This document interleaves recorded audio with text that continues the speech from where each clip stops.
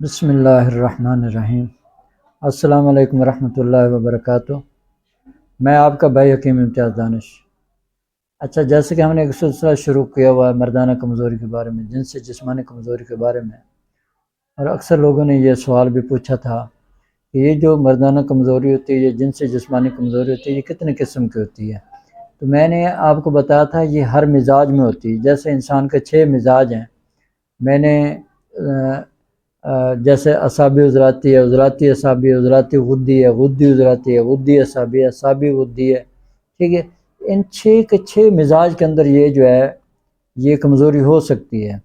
اچھا، پھر ہوتا یہ ہے کہ جو ہمارے دوست احباب ہوتے ہیں یہ چلے جاتے ہیں حکیموں کے پاس یا ڈاکٹروں کے پاس، تو وہ سب کو ایک ہی لاٹھی کے سامنے ہانک رہے ہوتے ہیں، ٹھیک ہے۔ ایسا نہیں ہوتا بھئی، آپ مزاج کے مطابق علاج کریں گے تو انشاءاللہ اللہ ضرور شفا دیں گے۔ اگر آپ مزاج کے مطابق علاج نہیں کرتے، آپ جو مرضی کھاتے پیتے رہیں، وقتی طور پہ اگر کوئی فائدہ ہو بھی گیا اسٹیرائڈ وغیرہ کھانے سے، تو نقصان اس سے بھی زیادہ ہوگا۔ تو اس سے پہلے ہم نے جو ایک ویڈیو بنائی تھی وہ اعصابی عضلاتی نامردی جو ہوتی ہے، مردانہ کمزوری ہوتی ہے، اس کے بارے میں۔ پھر دوسری ہم نے ویڈیو بنائی تھی عضلاتی اعصابی تاریخ میں جو مردانہ کمزوری ہوتی ہے۔ تو آج ہم جس مردانہ کمزوری کے بارے میں بات کریں وہ ہے عضلاتی غدی تاریخ میں۔ تو سب سے پہلے اس کی نبض کے بارے میں آپ کو بتا دیتا ہوں۔ جب بھی ایسا کوئی مریض آئے گا تو آپ اس کی جب نبض دیکھیں گے تو اوپر جو ہے نا، اوپر یعنی مس کرتے ہی 3 انگلیوں کو ٹھوکر لگا رہی ہوگی، ٹھیک ہے۔ اب اس کے علامات کیا ہوں گے؟ اس مریض کے علامات یہ ہوں گی کہ اس کا جو یعنی کہ خشکی ہے وہ انتہا کی زیادہ بڑھ چکی ہوتی ہے۔ سر میں خشکی، بالوں میں خشکی، سکری، ہاں جی، پیٹ میں جناب بہت زیادہ تیزابیت، شدید قسم کی جناب قبض، 3 4 دن پخانہ ہی نہیں آتا۔ اور یہ جو مریض ہوتا ہے یہ دن بدن کمزور ہوتا جاتا ہے، اور اس کی جو قوت باب بالکل خشک ہو جاتی ہے، ختم ہو جاتی ہے۔ اور یہ اگر اپنی بیوی کے قریب پڑا بھی ہو یا کسی اور خوبصورت حسین و جمیلہ لڑکی کے ساتھ یہ بیٹھا ہو یا پڑھا ہو، یہ کچھ نہیں کر سکتا، نہ اس قابل ہوتا ہے یہ۔ اور اس کی جو احساسات والی جو ہوتی ہے نا، حس جو ہوتی ہے، وہ بھی تقریباً جو ہے نا وہ مردہ قسم کی ہو چکی ہوتی ہے، احساس ہی نہیں ہوتا۔ اگر کسی دن یہ قربت کر بھی لے، بیوی کے قریب چلا بھی جائے، مباشرت کر بھی لے، تو اس کو انتہائی قسم کی تھکاوٹ ہوتی ہے، جسمانی کمزوری ہوتی ہے، کام کرنے کو دل نہیں کرتا، نہانے کو دل نہیں کرتا، کھانے کو دل نہیں کرتا، یعنی کہ رطوبات اس کی فنا ہو چکی ہوتی ہیں۔ تو اب ایسے مریض کو مزید یعنی کہ جیسے ہمارے حکیم حضرات خشک گرم گرم خشک دوائیاں دیتے ہیں، وہ کہاں سے ٹھیک ہوگا؟ بھئی وہ نہیں ٹھیک ہوگا۔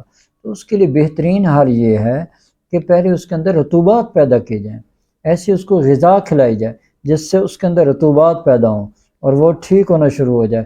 تو بہرحال تو ایسے مریضوں کو سب سے پہلے جو ہے نا جو غذائی علاج ہے وہ اپنا بہترین کرنا چاہیے۔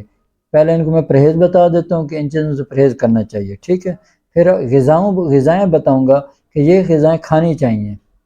تو پرہیز کیا کرنا ہے؟ پرہیز آپ نے جناب آلو گوبھی، آلو بینگن، آلو مٹر، اس کے بعد یہ جو کریلے ہوتے ہیں، چنے کی دال ہوتی ہے، چنے ہوتے ہیں، ٹھیک ہے، مسور کی دال ہوتی ہے، مونگی کی دال ہوتی ہے، یہ ساری بند کر دینی چاہیے۔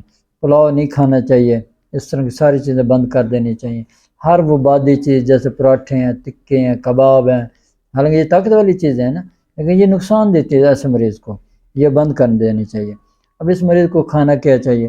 اس مریض کے لیے جو بہترین حل ہے نا کھانے کے لیے، وہ تو ایک تو دیسی گھی کا زیادہ سے زیادہ استعمال کرے، زیتون کے تیل کا زیادہ سے زیادہ استعمال کرے، چاہے وہ دودھ میں پیے چاہے وہ چائے میں پی لے، دودھ میں بہت بیسٹ ہے، دودھ میں پیے، ٹھیک ہے۔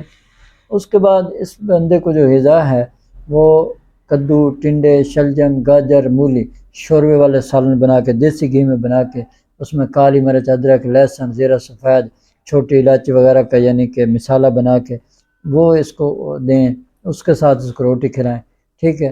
تو یہ غذا جب آپ دیں گے تو انشاءاللہ تعالیٰ مریض سنبھلنا شروع ہو جائے گا۔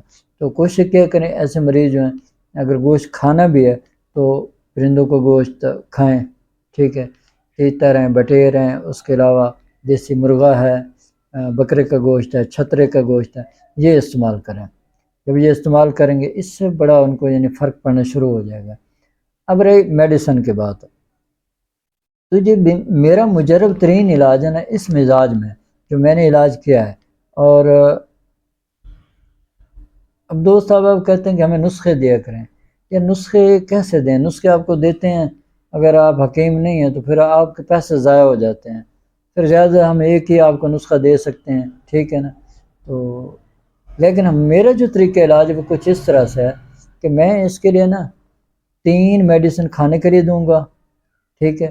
شادی کورس میں 4 میڈیسن ہوتے ہیں، لیکن جو میں بتا رہا ہوں اس کے لیے 3 میڈیسن کھانے کے لیے ہوتی ہیں، ٹھیک ہے. جیسے کیپسول ہوگا صبح شام، ایک دن کو ہوگا اور ایک رات کو ہوگا.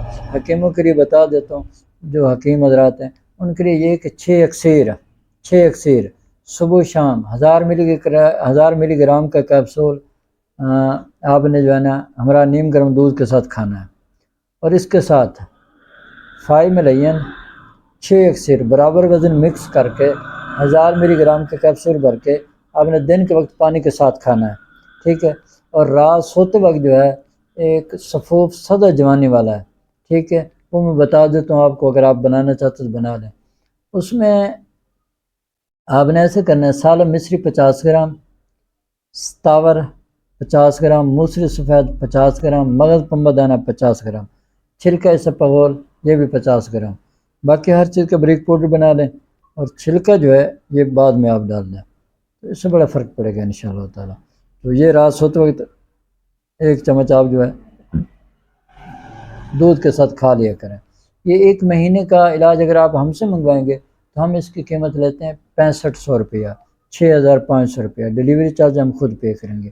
اگر یہ آپ منگوانا چاہتے ہیں تو آپ منگوا سکتے ہیں. علامات میں نے بتا دیں آپ کے اندر، اگر وہ علامات پائی جاتے ہیں تو آپ فون کر کے وہ علامات بتا کر آپ مجھ سے یہ میڈیسن لے سکتے ہیں، ٹھیک ہے.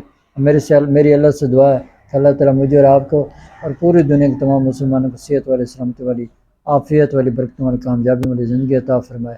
آمین. وآخر دعوانا الحمد للہ رب العالمین.